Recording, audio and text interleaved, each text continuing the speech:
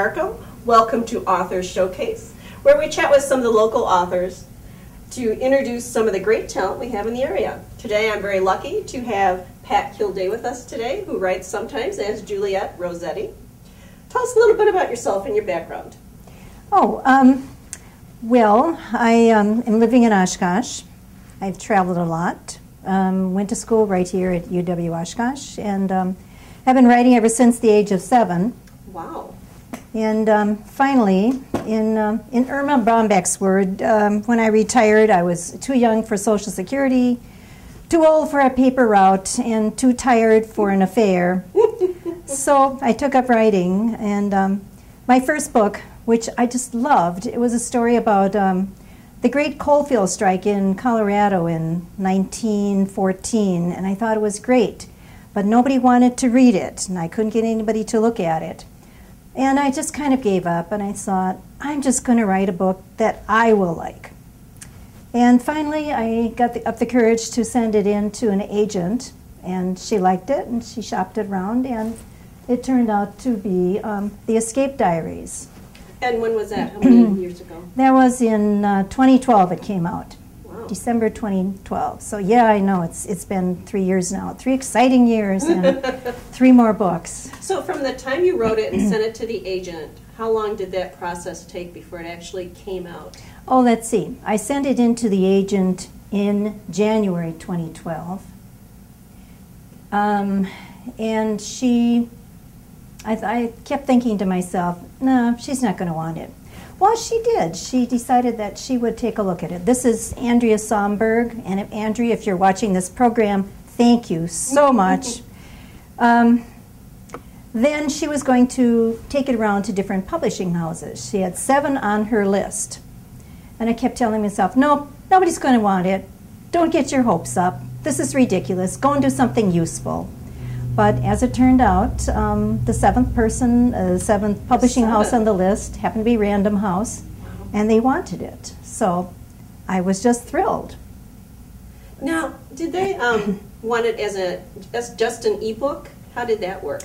Yes, they decided that they wanted it for their Love Swept imprint, which I was not very happy with because well, I read it, and it's not a romance. I'm really. not a romance writer, but somehow they thought it was in the romance category. I thought it was a mystery, and they thought, no, it's more romance than mystery. So, okay, I'll do anything to get published. So, where was I? I know this started out somewhere. The ebook. Oh, the ebook. Yes, that was the deal. They were putting out all their Love Swept on ebook. They just decided not to do any more paper imprints for their Random House Love Swept line.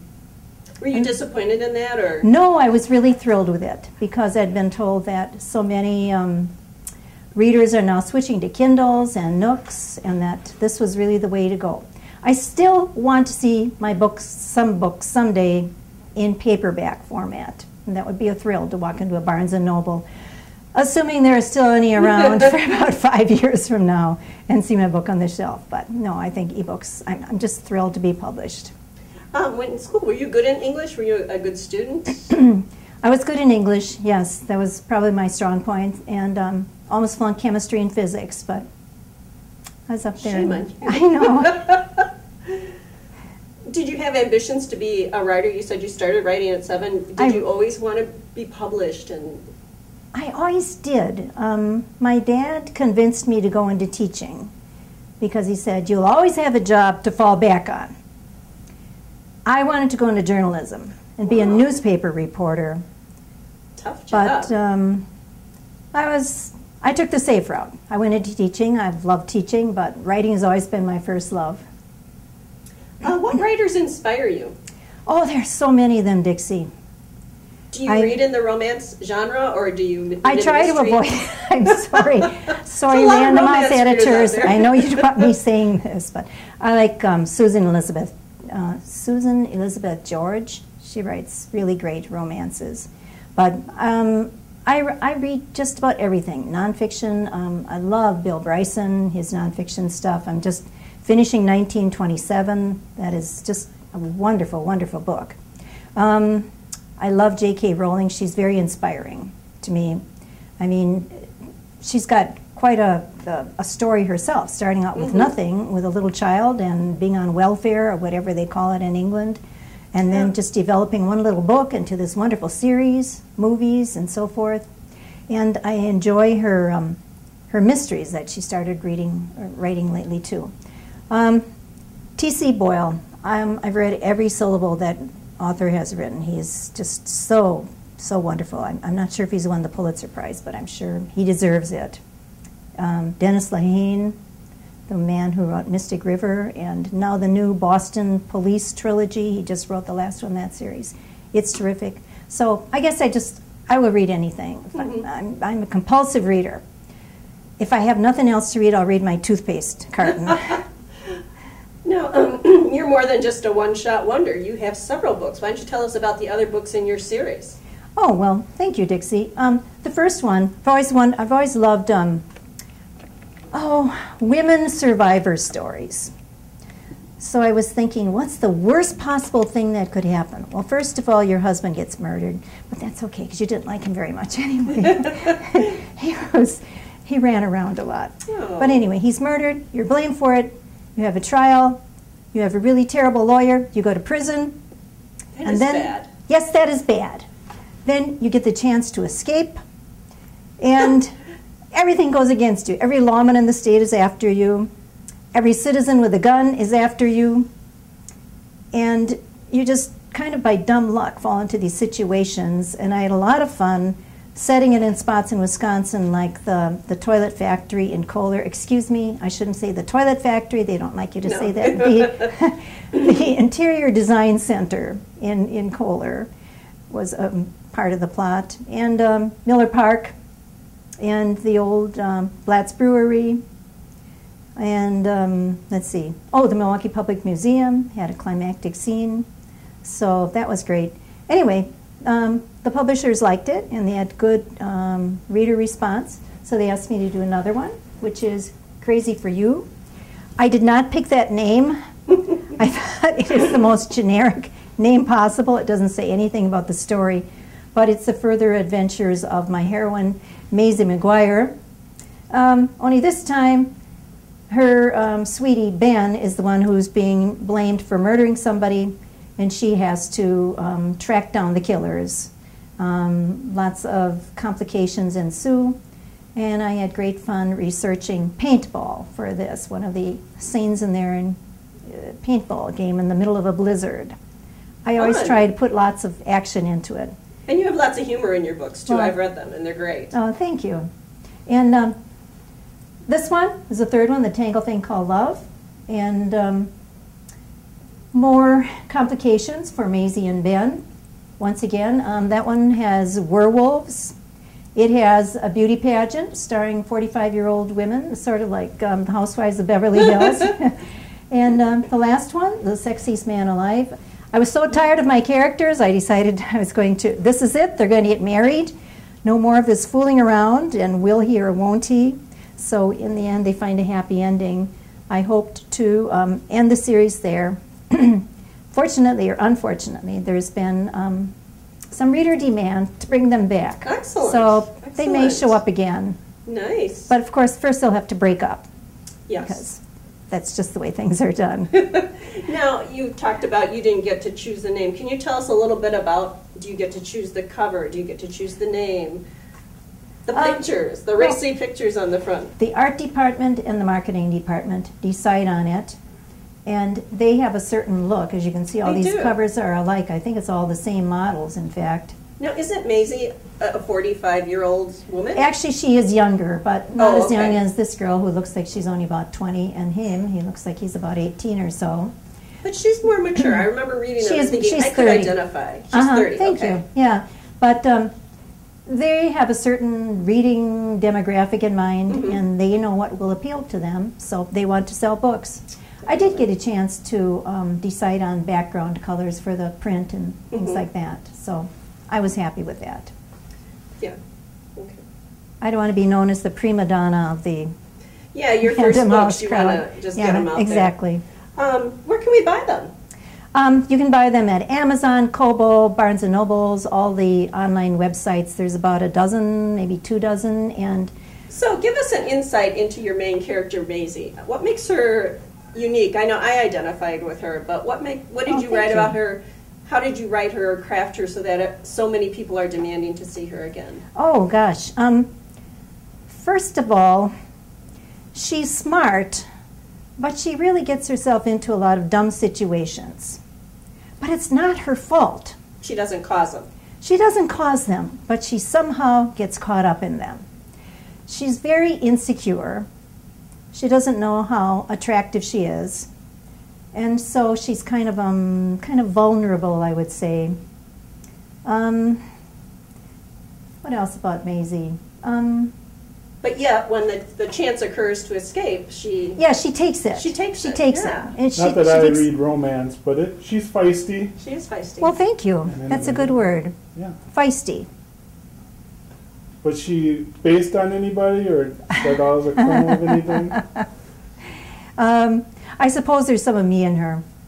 Not the skinny, beautiful parts, but the getting herself into dumb situations and being vulnerable. And somebody said, "Oh, I hope your book gets made into a movie." Emma Stone, call me. Any talk about that or no? Oh, unfortunately not. Not yet? No. You got to work on your agent for that. So what are you working on right now? I'm working on a mystery right now. Ooh. If I can plug this Sure. a little bit. That's what it's for. I haven't found an agent yet, but there's been lots of movies, TV, lots of attention given to battered wives. But we don't know very much about battered husbands. So I took the concept of battered wives in this book I'm working on. It's called Sex, Lies, and Homicide. What a great title. Well, thank you. And anyway, the husband is the battered one. His wife is really, really mean. And she gets murdered. There's a lot of people who wanted her dead because she was a bully and a blackmailer and, of course, a husband batterer. So I have about 6 different people who wanted her dead. And then my heroine, who is not Maisie, her name is Harper Cohen, and she is hooked up with a kind of sleazy Chicago lawyer, and together they're trying to solve the case. Hooked up with? Excuse me, no, I don't mean hooked up in the romantic sense.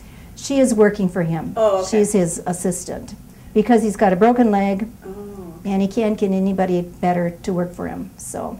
Is it a mystery, or is it going It to is- fall into the romance category? No, they don't kiss. They don't even like each other. They grow to a grudging respect. Uh-oh, uh-oh. So, yes, it's a mystery. And that one's done, and you're shopping it around now? It's it's done. I just want to go back and putz with it. I will fool around with it until I drive myself crazy, at which time I know I will have to send it off to somebody because otherwise I'll play with it forever. How do you know when a novel's done? Is that the breaking point when you're that's a like, good I've got to question. put it down now? How do you know when a novel is done? Yeah. I knew my novel was done when Harper is climbing the steps of the elevated and she's saying to herself, I think I can make it before the door closes. And somehow that sounded like the last line of the book. So I made myself stop. Yeah. Is there another one coming behind it?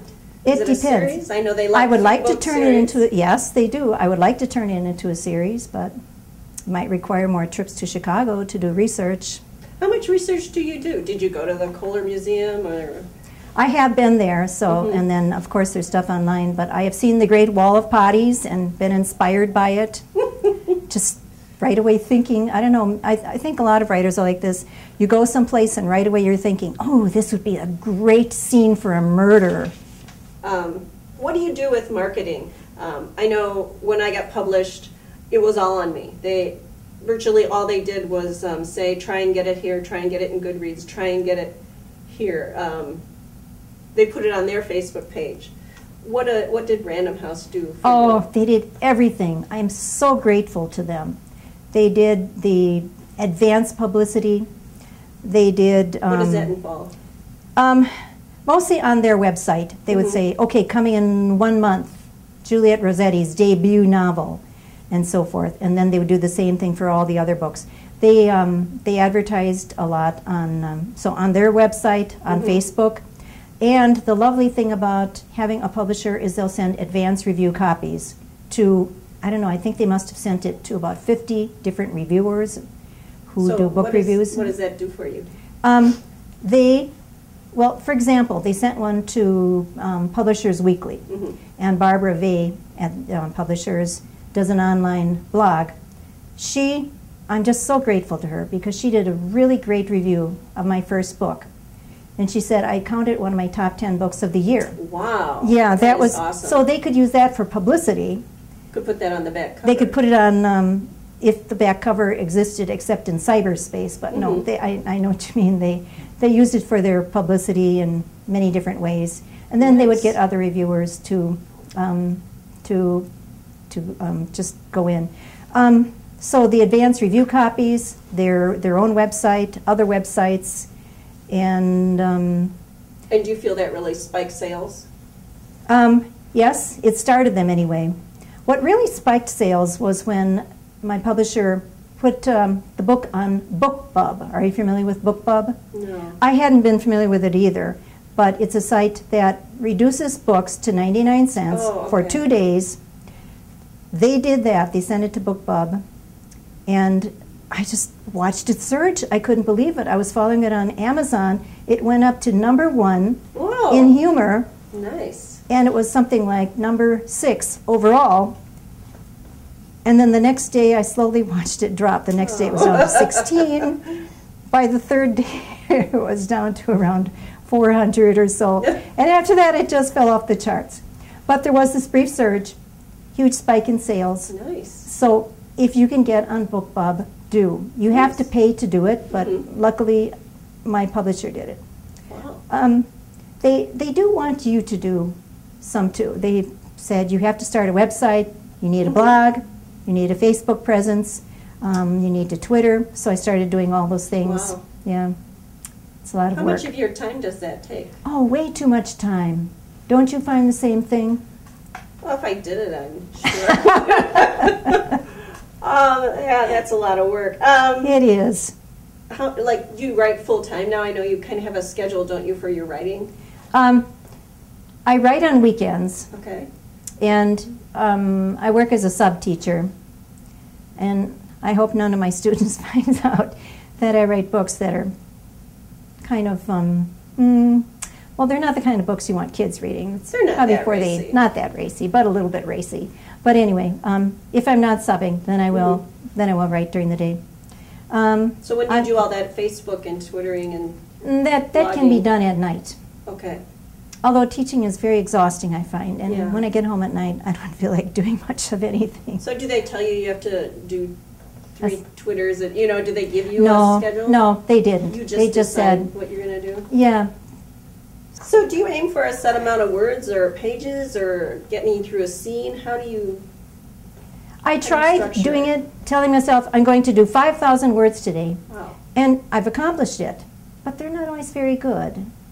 Now, I know you do NaNoWriMo, where they really practically force you to do a certain number of words a day, or you're forcing yourself. It is still basically. voluntary. It's still voluntary, but nobody comes to your house and checks it out. How do I do it?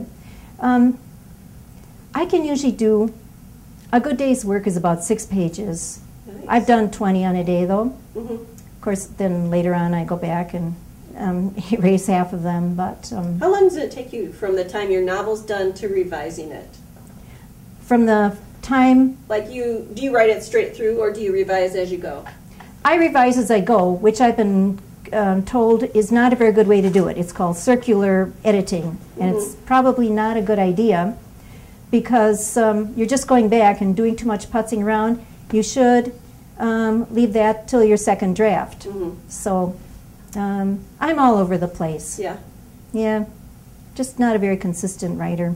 So do you write I don't know how I longhand managed to get or, it done.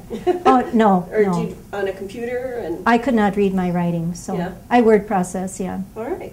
Where do your ideas come from? Well, thank you for asking that.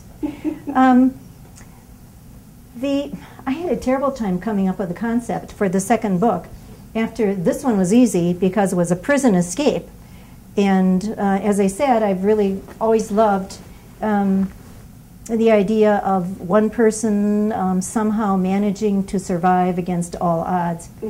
But anyway, I'm sure you find the same thing in other writers. The ideas are all over the place. In fact, the problem is there's too many of them. If you just open up a newspaper, there's a dozen ideas there, like lawyer swindles old lady's estate. I was thinking of the idea of looky-loo the other day. People show up at real estate, at open houses. What if he's a serial killer? He shows up at open houses and kills the women who are showing the houses. So, like, I just think so many ideas out there, so little time. But yet you said you had trouble with this one. Was that because your readers wanted more books and you were forced to kind of fit into that mold?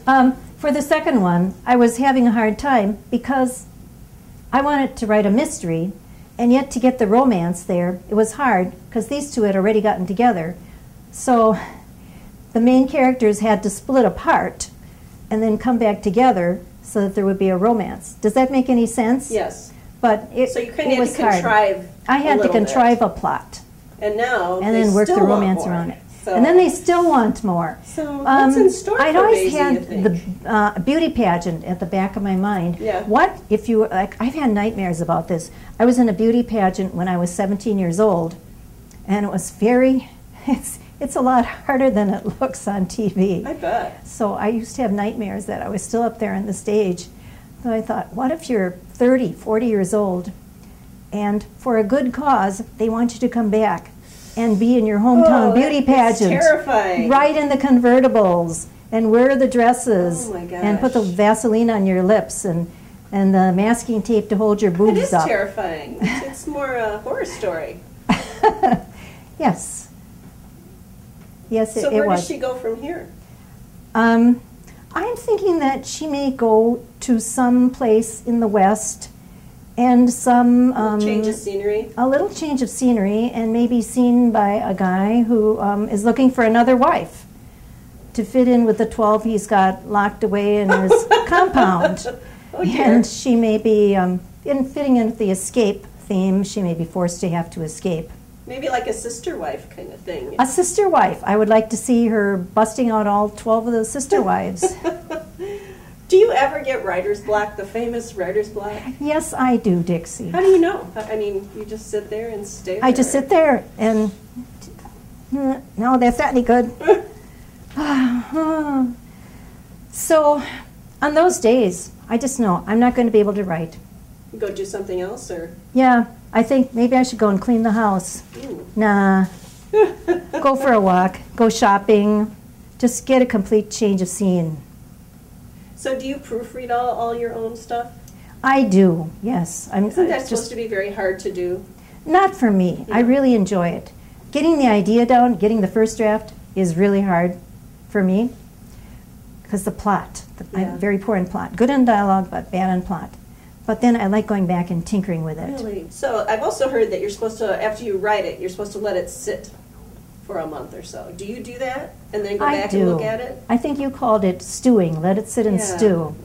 Yeah, go back and look at it. Ideally, it should be longer than that even. I mean, they advise 6 months, but who's got that kind of patience? Yeah, I would go back after a couple of weeks and see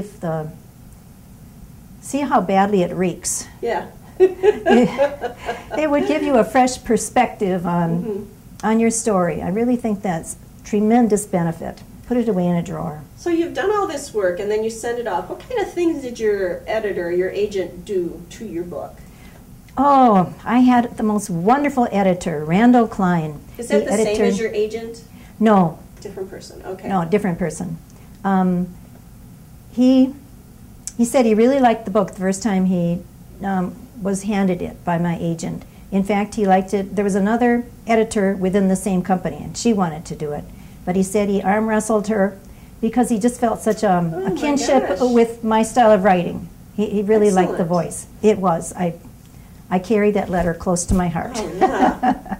So, what did he do? Oh, he was great. He said, you need to change the plot here. You've got too much, you haven't developed this character enough there. He just went into it, chapter by chapter. Line by line or chapter? Not line by line, but concept by concept, Yeah. let's call it. Although, Randall, he could be really detailed at times. Like I had mentioned, the heroine was trying to decide between strawberry and chocolate ice cream, and he wrote in the editorial comments, "Choose better flavors of ice cream." So we ended up with Mississippi Mud and Peanut Butter Passion. You just folded on that, huh? I just folded. He was right. He Yeah. was right every time. Yeah. Oh, that's amazing. Darn him. Now, did your agent do any changing of your novels? She did in the second. Interesting. But Okay. thank you again, Andrea. I had my heroine was working in a cheese store in a Holstein cow costume Oh, Wisconsin. with her udders sticking out in front. And she said, no, don't go with this. Have her go and work in the lingerie cafe instead. So I kind of like the cow. I did too. But the lingerie thing worked out very well. I was able to work in the horror I used to feel as a high school student, having to take showers in front of the other girls and having my period 28 days a month roughly, because you didn't have to take a shower. Yeah. But anyway, going around in these little flimsy lingerie things in a coffee shop in front of a lot of other people. Oh my gosh, that is a nightmare. Do you think the cover plays an important part in the marketing? You said they were so insistent on a certain look, and you can see they're all very similar. They have a theme. I think the cover is absolutely, probably the most important part. It is for me anyway. When I go into a store, I'll get sucked in by a cover. And or then, even with ebooks, that's all you see, really. Is that's the all cover. you see. Yes. So you've only got a split second to decide: do you like the cover, and then maybe to investigate a little bit farther. And yes, it's a very important weapon in keeping your reader's hand on the mouse. Don't click away. So yeah, I think they're very important. Now, I noticed you write with a pen name, Juliet Rosetti. Can you tell us why you decided to do that? I thought Pat Kildare sounded very blah. Still haven't forgiven my parents for giving me that name. I just love Juliet. It's got such romantic connotations. So you kind of picked it out of the blue. I kind of picked it out of the blue. Yeah. Nice. And it's odd, but right away after I changed it, I started getting responses from editors. Excuse me, not editors, from agents. It was. I'm changing my name to Juliet then. We're all going to be Juliet. So would you suggest it for other authors? I certainly would, especially if you write erotica. If you're going to write 50 Shades of Grey, definitely change it. Now, I have a pen name also, and I noticed I have to keep up now 2 Facebook pages, 2 Twitter accounts, 2 or 3 emails. Do you find that's a problem? It is kind of a nuisance, and but it's worth it. But I think probably with my mystery book, I'll probably use my own name. Yeah. Are you thinking of self-publishing at all? A lot of our listeners are self-publishers. I think it's wonderful. I think it's just one of the greatest things that's happened in the publishing industry. Absolutely. It's so hard now with so many publishing houses folding. There are fewer big publishers out there. I think there are more small publishers. I think self-publishing is a wonderful way to go, especially if you've always wanted to see your name in print, and just go for it. I would say that there's a downside. With a big publisher, they will help you with your publicity. But now that there are so many people who are self-publishing, they're kind of jockeying for the reading demographic, which is probably getting a little bit smaller. So how do you publicize your book?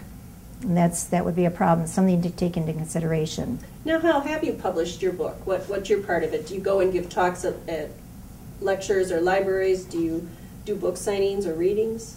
I have not. I've done a couple of writing conferences, but my part, the biggest thing I did was, well, there's my Twitter and my Facebook. I have gone to the Fox River Mall and Mayfair Mall and Brookfield Mall and just gone up to people and handed them a flyer and said, "Hi, I'm Juliet Rosetti. I just wrote a book. Can I give you some information on it?" And wow, that's really brave. I force myself to do it, and it gets to be kind of fun for a while until the security guards quietly ask you to leave. I've been kicked out of 3 malls. Kicked out of the best places, yeah. Yes, I have been. Do you have any tips on what not to do with marketing or what to do? Oh, well, I would suggest being very, try to be creative and go out and meet people. Go to farmers markets, go to art shows, pass it around. Get the name of your book on your, stenciled on your t-shirt or your tote bag. And go to book review sites. Become part of them. I mean, you can't review the books necessarily, but there's always in the book review sites place for comments. And they love to hear from people who are actually reading their site, their reviews on their site. Oh, I bet, yeah. Once you become established as a commenter, they're much more likely to want to review your book. So that would just be a couple of things that I know about. Sometimes it's just dumb luck. Yeah. Is that why you think sometimes, I read some books that probably shouldn't have been published, and I've read some books in my reading group that are awesome and aren't published. I know. Do you think it's just luck or determination, or what do you think is the key ingredient? A lot of it, of course, is brand name recognition. Like Janet Ivanovich, for example. Oh, yeah, she can sell anything. She can sell anything. Her first 10 books were wonderful. I was just so inspired by them. What do you think about being part of writing groups? Is that helpful to people? Oh, yes. People should definitely. In fact, I dedicated my second book to my writing group, which Dixie and Tom are a part of, and they were just so so positive and encouraging. And you don't have to be afraid, because I think most book groups are like that they will be positive. Just bring anything. You can bring in anything, and they'll give you good advice, and don't be afraid of doing it. Now, I've seen trailers for books. Do you have a trailer? I do. I have a... Where can we find that? You can find it on YouTube, and that's all I know. It's on YouTube, I think. Look for Juliet Rosetti. Yes, I yes. think you have your own channel. I did my own trailer one time. I got a bunch of pictures from the Escape Diaries. I drew them, and I didn't know how to do a trailer. Very So I took my camera and took pictures of them while the video function was running. And that too can be seen on YouTube. It's for truly awful examples They never of a take trailer. them down, do they? They never take them down. So where do you see yourself in 5 years' time? Are you going to continue plugging away at it? And I will continue to plug away. I will self-publish if nobody else wants my work. I just, writing is a very compulsive thing for me, and I think you would probably say the same thing. Oh, sure. What advice would you give young writers or new writers? Oh, advice? Yeah. I think I would say read. Read in all genres, not just your preferred one, because you somehow, hopefully, kind of breathe in the wonderful way good authors use words, and the way that they write should inspire you. So, also, don't worry too much about getting an agent or your marketing plan or blogging. Just focus on writing. I have a lot of people come up to me and say, oh, I've got this great idea for a book. Oh, yeah? And when did you start it? How many words do you have? Well, I didn't actually start it yet. You have to sit down and write and put away the Candy Crush and give up some of the TV programs or other things that you like to do, and actually pedal to the metal. And I think it's true. Writing isn't something you just sit down and write the greatest book in the world. You have to write like several horrible books first. Yes. Or just really poor articles. That and is you true. think they're great, and then when you finally get to the point where you're like, this really isn't very good, that I think is when you start to see success, when you can criticize yourself or accept criticism from your book group, and then you start to get better, I think. Yeah. And when you get old and you stop writing, you want to make sure you burn those early books, because you don't want somebody doing their doctoral thesis, and finding the early works of. Oh, how funny. Again, we're talking with Juliet Rosetti, formerly known as Pat Kilday. Where can we find your website, your blog? It's very easy to remember. JulietRosetti.net is my website, which has not been kept up because I don't really know how to go in there and fix it up. But my blog is kept up to date. It's JulietRosetti.com. And I'm on Facebook and Twitter. And So if thank they you wanna for giving find me you the chance to with plug Twitter it. feed, Juliet Rosetti. excellent, very easy to find. Thank you. Once again, we'd like to thank Juliet Rosetti and look up her books on Amazon. Thank you for watching. If you'd like to be on Author Showcase, please contact us on our Facebook page or at oshkoshauthorshowcase@gmail.com. Otherwise, continue the conversation with Dixie and Tom via social media. Look for Dixie by searching for Daisy Jericho, and please check out her books, The Love Thief and Sparks Fly, on Amazon. You can find Tom Cannon on many types of social media. Please check out his book on Amazon, The Towel of Apathy. Our goal is to introduce local authors around Oshkosh and hear their stories. We want to thank the Oshkosh Public Library and the Friends of Oshkosh Public Library for supporting the creation of this show. If you are a writer and are looking for a community, we suggest the Oshkosh Area Writers Club and the Lakefly Writers Conference held each May.